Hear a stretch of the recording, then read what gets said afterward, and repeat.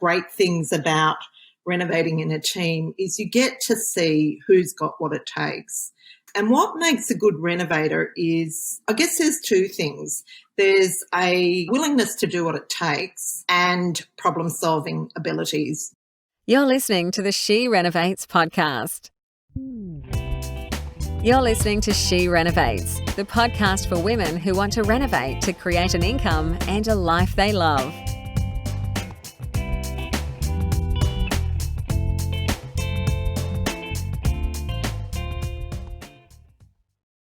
Hello, everyone. So it's a while since I've recorded an episode, so I thought week before Christmas, it's time to get back into the swing. And so today I'm going to be talking about 2021 and 2022, some reflection and some plans moving forward. And before I do that, I want to introduce you to little Harriet, who is our newest family member. So Harriet was on my 100 Things list, and this year it came true. And so she joined us a week ago, and she's just so incredibly cute. Okay, so let's get started. So I'm going to talk about 2021 for a start, and I'll do that in three categories. I'll do it in terms of the school, in terms of renovating, and then personally. Now, let's start with renovating. So it's been a very interesting year.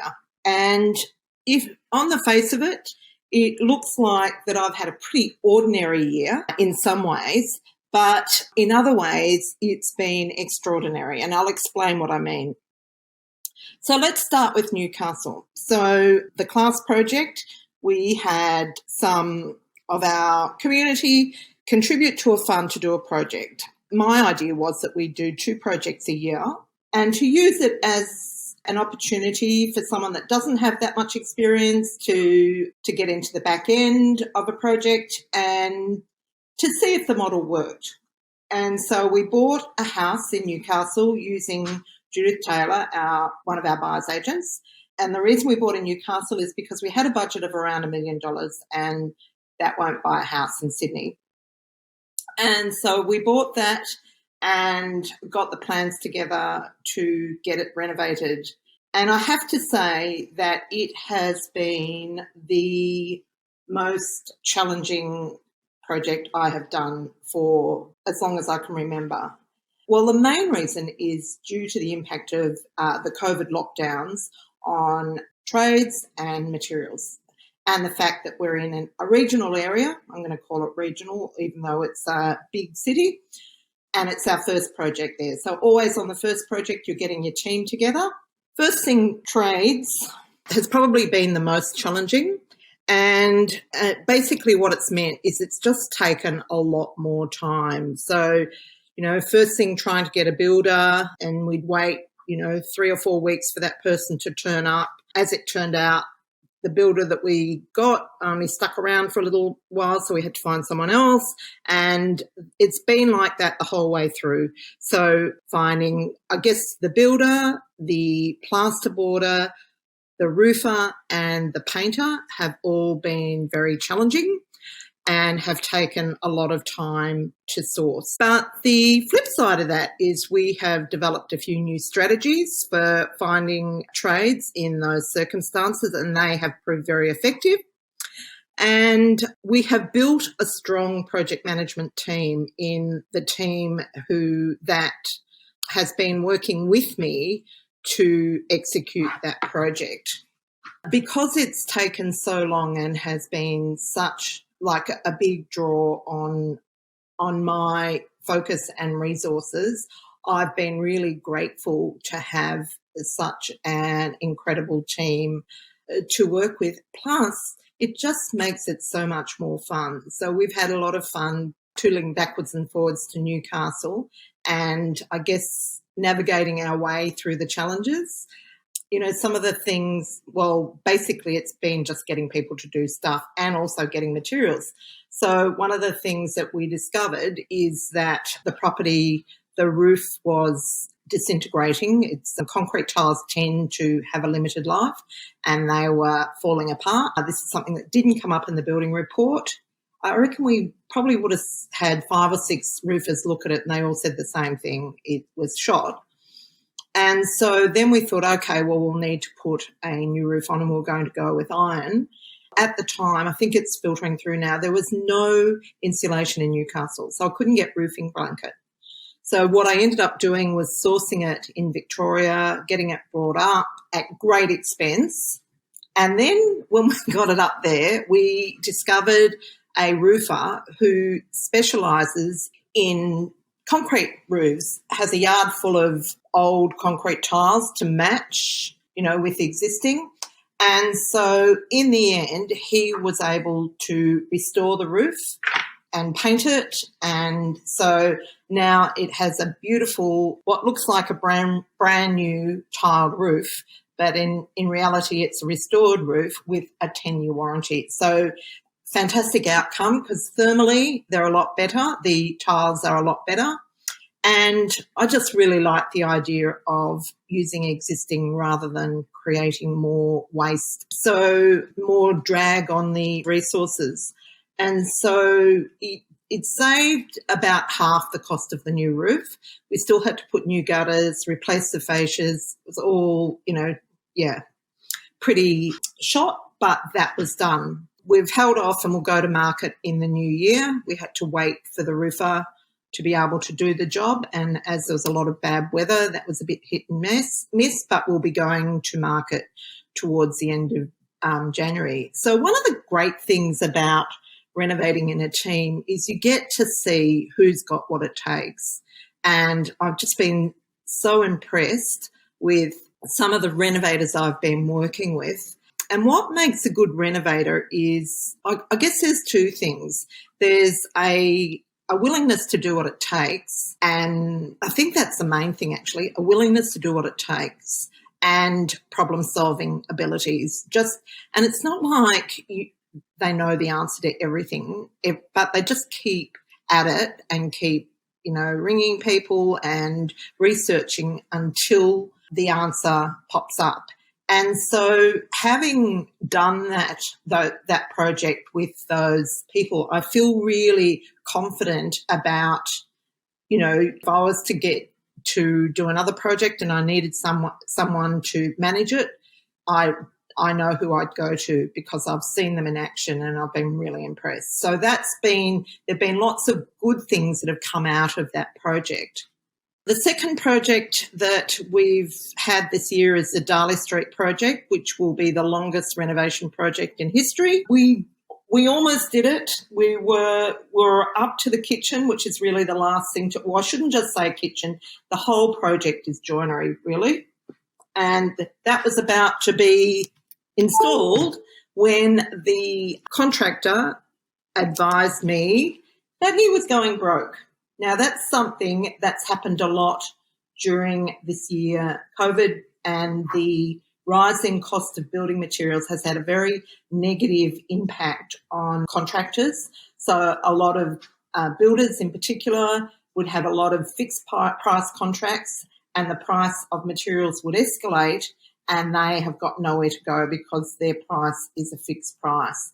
And so many have been going broke. I'm pretty sure, well, I know that our joinery didn't send our contractor broke because he hadn't even started it. What we had done is we found that out afterwards, but what we had done is we'd shipped the Hathaway wall bed and some appliances to him, the range hood to him to fit into the joinery. So when he rang me and said the liquidators were coming in, we needed to get over and get those back pretty smartly, because once the liquidators hit, they assume everything in that premises is the property of the business owner, and we would not get them back. And, it's $3,000 or $4,000 worth of materials. So we got them back, and we've just put that on hold until the new year. Something that I've learned is that a lot of people are buying studios in their self-managed super funds because they're great cash flow machines. And so the market is quite good for those. So, and particularly something that's been really nicely renovated. So, yes, that will come out in the new year. And the third project was Oxley Park. So, a development site that I bought for Stephen and I 8 years ago. Oops, sorry. Oh, I should mention, anyone that's listening on the podcast, I'm also recording this in video as well. So, and if you come over to YouTube, you'll see little Harriet crawling over my shoulder and being very active through this recording. So, Oxley Park. So, Stephen announced he was going to retire. So I thought, okay, better get my skates on because that was part of our retirement plan. So I headed out to see the town planner. And basically he delivered some interesting news in that the planning laws had changed and I could no longer build townhouses on that block as it was. I needed to buy a second block because the minimum frontage had changed to 22 metres. So then I was faced with a dilemma. Now, we'd owned this property for, I think it was 8 years. And at this point, if I was to sell the property and not do anything with it, I would get a price of around $950,000. And so really it owed me $875,000, so that wasn't going to be a great outcome. So I started looking at other options. And so the next option was to buy the neighbour's property so that I could develop. And interestingly, the neighbour was wanting to sell. So that was looking like a good option. And so when I was doing the numbers on that, I was looking at whether we would develop it because initially the site would accommodate 5, probably only 5 townhouses. But if we were to get a second one, you get an economy of scale. And I probably would have got 12 out of the second one. So I did the numbers on it.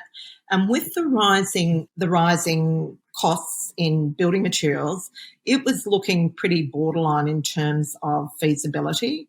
Now, I think at the moment, unless you are really into development in a big way, it's a pretty risky path to take. And like, seriously, Stephen and I, well, obviously Stephen does big development, but townhouse development, we haven't done one of those for quite some time, and it's not really something that we're overly interested in. But we looked at, whether we would go the 12 townhouses or not, and we decided that we really weren't interested in doing that. We could have still gone with our original plan on the single block because we had planned to do affordable accommodation.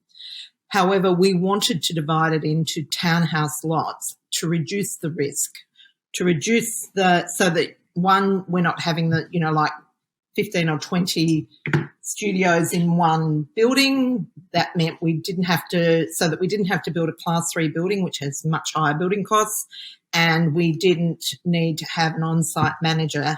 Plus, we didn't really want to be building something that looked like an institution.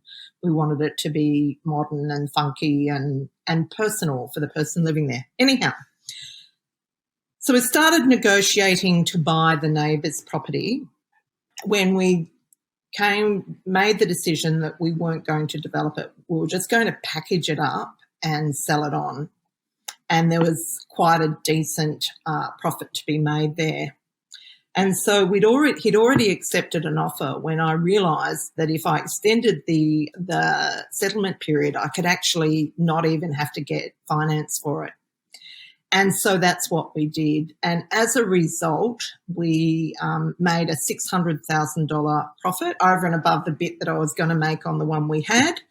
And that was in a 30-day deal. So it took 30 days to negotiate the purchase of the first property, bundle them up together and sell them off as a bundle. So in the long run, that ended up being a very fruitful experience. It's an interesting concept, and basically what I did in the She Renovates Live conference is actually outline the steps, because obviously you need to manage the risk along the way. And you need a team of advisors. So I basically gave the detail to that in the conference. So if you've got the recordings of that, you can go off and listen, because it's something that anyone could find themselves in a position where there is profit to be made, big profit to be made out of a deal like that. So it's a good idea to really understand the concept and how to execute it. And that session will give you some insight into what that involves. And so, of course, now that that has sold, then I'm looking down the path of what I'm going to replace that project with. And we are actually already negotiating on the next property. And I'll talk about that in 2022 section of this episode. So the next thing I want to talk about is the School of Renovating. So this year, we took our team from 4 to 7. So I don't ever want the school to be some massive big business. I don't ever want it to be one where we have thousands of people coming through that we don't know, because I do this as much for the satisfaction as I do for the income. But it needed to get bigger than it was. And so this was the year. So going from adding those extra people to our team has been game-changing. So 2 key people in particular, James and Michelle, you will have heard from both of them at some stage. Amazing. So firstly, Michelle she's a mindset coach and also a renovator. Her speciality is budget renovations. And I think the thing that is so amazing about her is her outlook and her positivity and her commitment to making sure that we all are in the perfect position to achieve our goals in terms of our mindset. The other person is James. So James and I have known one another for a very long time, but we've not worked together. And I think the thing that I love about James, so his expertise is marketing. He was the marketer for Robert Kiyosaki, Rich Dad, Poor Dad events, but now he's our marketing person, and he just makes every day a lot more fun, more than anything. And also he is a partner in the class project. But what I've realised is that when you have competent people in your business, then they actually give the business the capacity to grow. So they basically fill in the gaps, the things that you can't do, because nobody's everything, and give it, build its capacity, which I'm, absolutely loving. And the third thing that we did this year is really, I think, fine-tuned the joint venture process. That's working really well. We've got some really great relationships in our Wonder Women program of women that are working together to achieve their financial goals. So that's, lastly, She Renovates Live. So that has been a long-held, I guess, goal of mine, and we ran our second one this year. It needed to be online because we just did not want it to be derailed by lockdowns, and we were really thrilled with the outcome. We had 170 people register for it. We had close enough to 100 online pretty much every day. So some people could come one day and not the other, or were at work and were coming in between in their breaks. So that's the beauty of such a versatile platform. But we've also now got all the recordings, and we've set them up in our portal like a little course. And so they're available for anyone that has a ticket. You will get automatic access to that, and you should already have an email with the logins.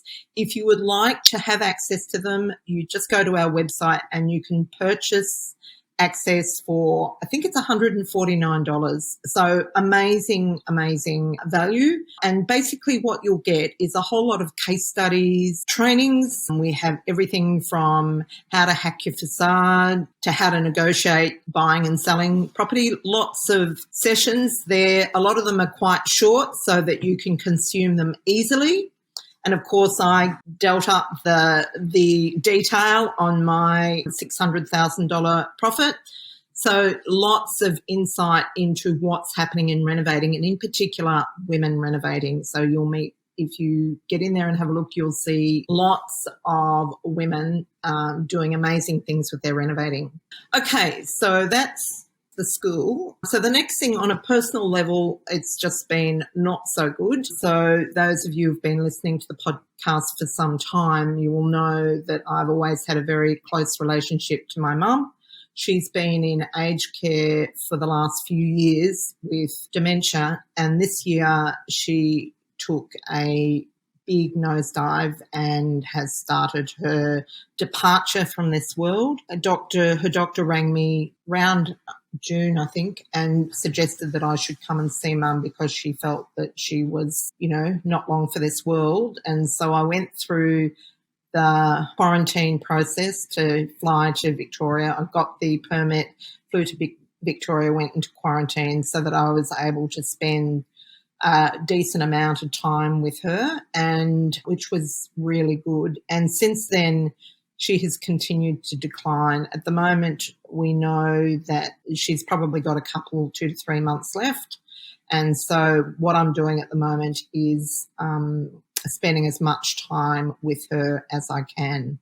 I'm lucky because I can actually fly to Bendigo. She's in Echuca, so I can fly to Bendigo and go and spend a day with her and fly home quite easily. And very sad, but I also am like a realist. Like, she's lived a good life to 84 and we all have to go. It's just really the process of going that I think I'm finding so quite distressing. But I just keep reminding myself of what an amazing mum she was. Now, so that's the first thing. What else has happened personally? So Stephen is retiring in June, so we've been making plans for that. And we've also been planning out the renovation on our own home. We're not hurrying into this because, to be honest with you, I have not had the bandwidth to hurry into anything. And so we're really taking our time. And I'll talk more about that when I talk about our plans for 2022. But when I was preparing for this today, I went and had a look at, when I was preparing for this, I went and had a look at my 100 things. So I have a list of 100 things that I want to achieve. And so I went and looked at what I have achieved off that over the last year. And I could cross off 9 items. I thought that was pretty good. And I'm just going to share with you some of the things that I was able to cross off. And there are also some that I've actually made inroads into that I will probably nail this year or this next year. So one of them was to develop a sort of an elegant process for joint ventures in Wonder Women, and we've achieved that. The other was to interview a block contestant, and I interviewed Chantelle Ford back earlier in the year, and I'll add a link to that episode in the show notes. Another one, because I'm not a morning person, another one was that I wanted to flip that and become a morning person and wake up at 6 o'clock each day.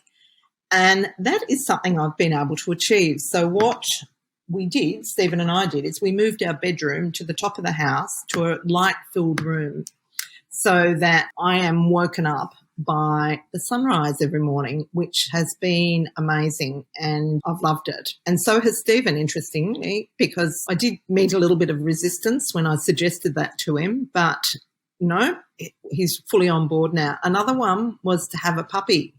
That was another one that Stephen took quite a bit of convincing.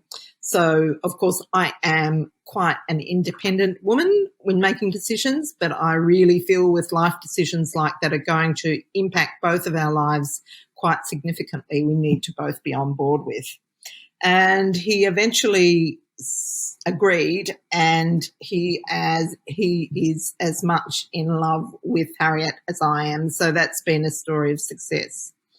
Another one was I wanted to have a hair appointment every week. I did actually start that, but I've dropped off because I just stopped doing it during lockdown, and I never really got back to it. So that's going to be something that will happen again in the new year. Another one was I wanted to learn to flip websites. And I'm well into that. I don't actually do the tech stuff, but I work on the strategy, and I'm working on 2 websites at the moment. One I bought, and it's called Fur Baby Guide. And I thought that was very relevant to our journey because I was planning to get Harriet. I haven't done much with it yet, but I've been doing a lot of keyword research and so on. I haven't really had the bandwidth. But now over the holidays, I'll do some work on that. And the other one is I've been working with Liz and Matt Rard from the eBusiness Institute. You may have remembered we ran a webinar with them. And I also did an episode, I think, with Liz earlier in the year. I'll include the number of that in the show notes. But, so I'm actually working with them in their Champions program, which is a lot of fun. Incidentally, I've taken a few friends along with me on the ride. So James is also participating in that. And he's bought a few websites too. And the last one, or one of the others that I had on my list of 100 things, was to set up a luxury Airbnb. And I have definitely started work on that. So I've got it. So over the last few years, I think I've been doing Airbnb for probably 8 or 9 years, and I've had anything up to 10 listings at once. I currently have none. I've shut down my last listing, which was Factory Floor. And, of course, we sold Oxley Park. That was on Airbnb. And so at the moment I'm looking at renovating the Factory Floor, and that renovation is spanning across its marketing, the actual property itself, and the management of it. And so, because I'm working with Matt and Liz on website development, I'm building a website for the Factory Floor, so I'm incorporating that in part of that process. But I was going to fully lux it up, but I decided, because our point of difference is that we allow pets, that I'm probably going for a really high ticket nightly rate is probably not a bit prohibitive, and that I'm probably better to lux it up a bit but not go over the top. And once again, I need to be prepared to have pets there. So obviously it limits, what you're going to spend on furniture and so on. So I need to be mindful of that. But it's definitely going to have a big makeover. Those of you who know the listing, when we made it over, I think it was about 2 years ago, we upcycled a bed head and so on. Well, that's all coming out because we're changing the theme. We're going to more of a industrial theme. And so we're really working on the concept, because that's the thing with Airbnb. It's about the concept. And another thing that we're doing is, because we live in a warehouse, there's quite a bit of structure-borne noise, particularly between the first floor and the ground floor, which is where the factory floor is. So something that one of the items on the scope of work for the factory floor is soundproofing. And so, because you can't charge a high nightly rate if the soundproofing is not up to scratch, that won't work. So that's part of the planning in preparing that moving forward. But the other thing I have in the pipeline for my luxury Airbnb plan is that we are negotiating our next project.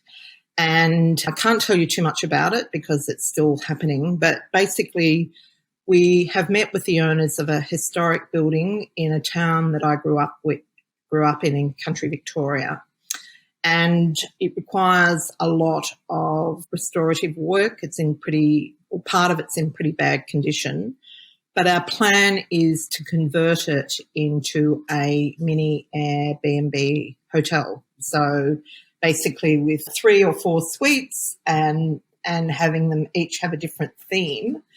And so I've been having a lot of fun sort of planning that out. And so it's not something that's going to happen quickly, which I'm quite happy about, because I don't want it to be working on it until Stephen has finished work, because it's quite a big project, and I feel that I don't want to go straight out of a fairly full-on project into another one. And so I expect that we'll get started on that around June. But once we've got it and we are, we're underway with the planning, I'll talk more about that then. It's not on the market, it's an off-market. We were actually approached about it, and it's a very, very unique project, so I'm very excited about it. So we'll just keep things moving with that. The other renovation that we have in store is our own family home. And once again, that needs more bandwidth than I'm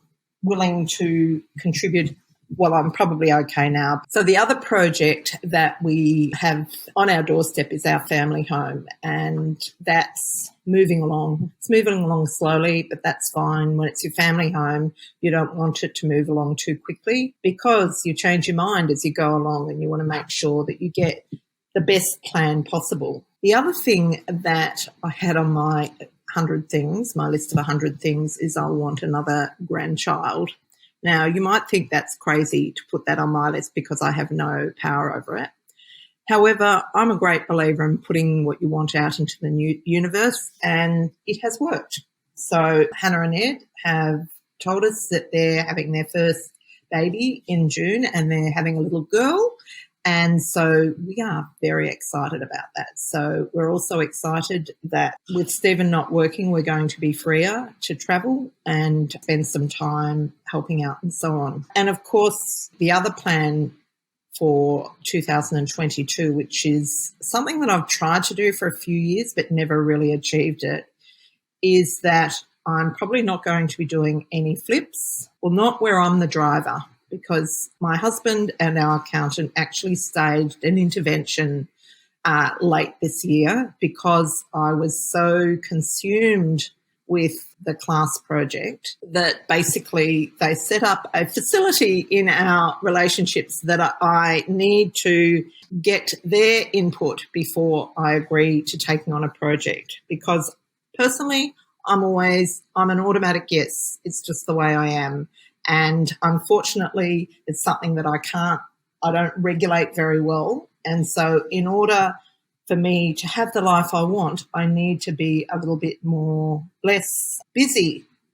And so my theme for 2022 is for us to have a simpler life. It's fine because my focus is on our Wonder Women project, so I will still be doing my site visits, but I'll be visiting their projects. And so I think that it will actually free up my focus to be able to spend more time doing that. And something that I didn't mention when I was talking about 2021 is that I've just been so impressed with what the women in our program have been achieving. And I'm really, I guess, thrilled with the calibre of the women who are renovating with us, and the fact that we're getting such a broad range of skills. Now, I always see renovating, when you renovate, you have this system that you follow to make money, but each person adds their own personal, I guess, strength to it. And so it gives you a whole variety of outcomes and different ways of achieving the result. And that's what I've really loved. So many of them you would have heard from, people like Liz Gordon, who's into moving house, Rebecca Pfeiffer, who's upcycling. We've got Mary Newland and Kate Potter, who are Airbnb queens. Suzette's, she won Wonder Women Hustler of the Year. Karen Ross is the spreadsheet queen. So we've got this incredible, I guess, richness of skills and expertise over and above the renovating strategy, which really makes for an incredible community. And that's something that I am really thrilled with. Okay, so that's really it for me today. So I've given you a little rundown on how my 2021 looked and some of the things that I'm going to be looking forward to in 2022. So I always start my planning quite a long way before Christmas. And I do that because it's not really about the plan, it's about the process of planning. So it's really keeping your eye on your goal and adjusting your approach for the best outcome.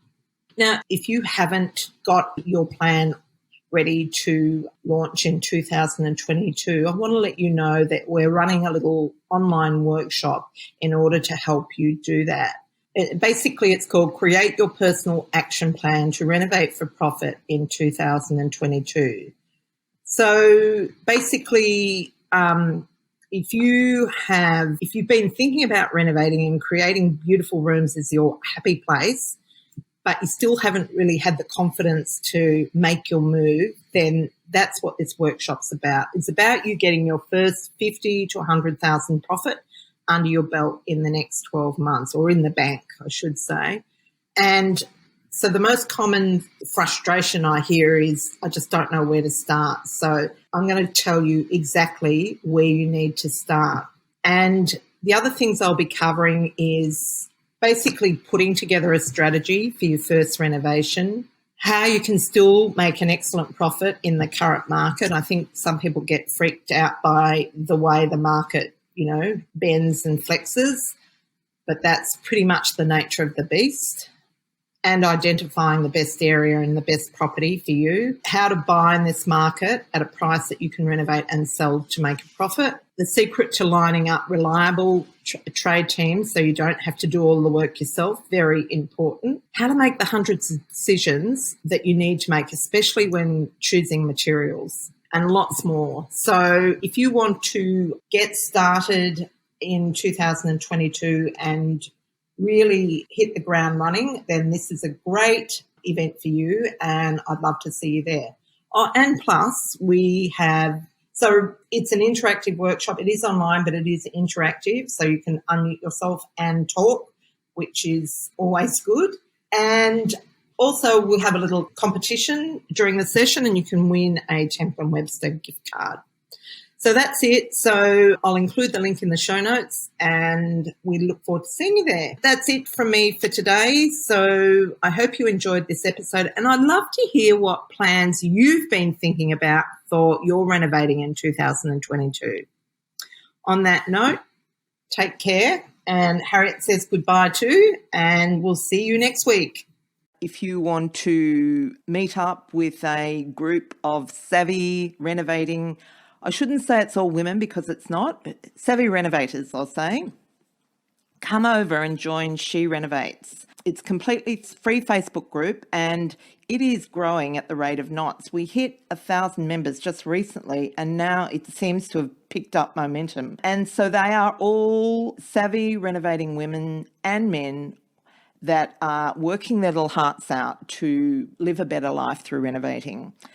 Join if you're not already a member, and then ask, comment, and do whatever you would like to do in order to further your renovation journey. And that's it for me today, so I'll see you next week. This is the She Renovates podcast. To discover how to harness the power of renovating, check out theschoolofrenovating.com.